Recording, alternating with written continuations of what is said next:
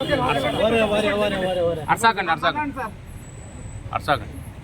నమస్కారం. ఏదైతే ఈరోజు జనసేన పార్టీ అధ్యక్షుల వారు ఆ కమిటీకి నాకేం జరిగిందో పూర్తి వివరణ ఇవ్వడం జరిగింది. అదేవిధంగా పార్టీ అధ్యక్షులు శ్రీ పవన్ కళ్యాణ్ గారు ఏదైతే రాష్ట్ర ఉప ముఖ్యమంత్రిగా ఉన్నారో ఆయన నిర్ణయం తీసుకుంటారు. ఆయన నిర్ణయం తీసుకున్న తర్వాత నేను మళ్ళీ మరొక మారి ఇంకా పూర్తిగా ఇస్తా అని చెప్పి మీడియా మిత్రులందరికీ తెలియజేస్తున్నాను.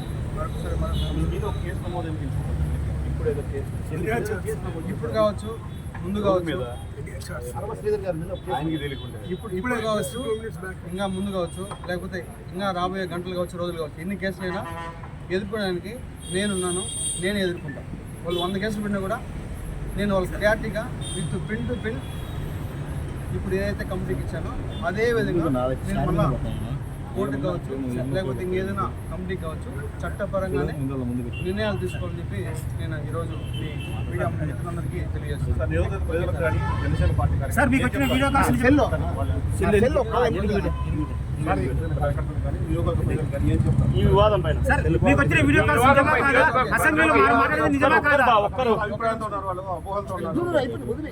నాకు ఎవరైతే ఆ వ్యక్తికి జరిగిందో పూర్తిగా ఇది వ్యక్తిగత విషయం. దయచేసి ఎవరు కూడా పార్టీలకి వద్దొద్దు. ముఖ్యంగా జనసేన పార్టీ అనే పేరు పెట్టకుండా వ్యక్తిగత జరిగిన విషయం కాబట్టి వ్యక్తిగతంగానే నేను కమిటీకి సబ్మిట్ చేశాను. కమిటీ ఏదైతే మన పార్టీ చేస్తారో అదేవిధంగా పార్టీకి కూడా నాకు చెప్తారో ఆ చెప్పిన తర్వాత నేను ముందుకెళ్తాను. సార్ మీరు ఏ వీడియోస్ అన్నారు? సార్ మీరు ఏ వీడియోస్ అంటున్నారు? ఇది ప్రజాబాహుళ్యం కాదా? ఇంత ఓపెన్ ఇంత ట్రాన్స్పరెంట్ బయట ఉంటే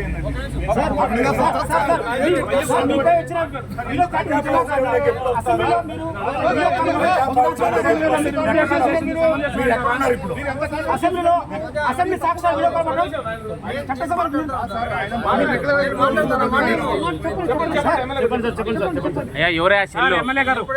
కమిటీ నుంచి పార్టీ నుంచి ఆదేశాలు వస్తాయో మరి అప్పుడే నేను ప్రజల్లోకి వస్తాను. సార్ మీ అసెంబ్లీ వీడియో నిజమా కాదా?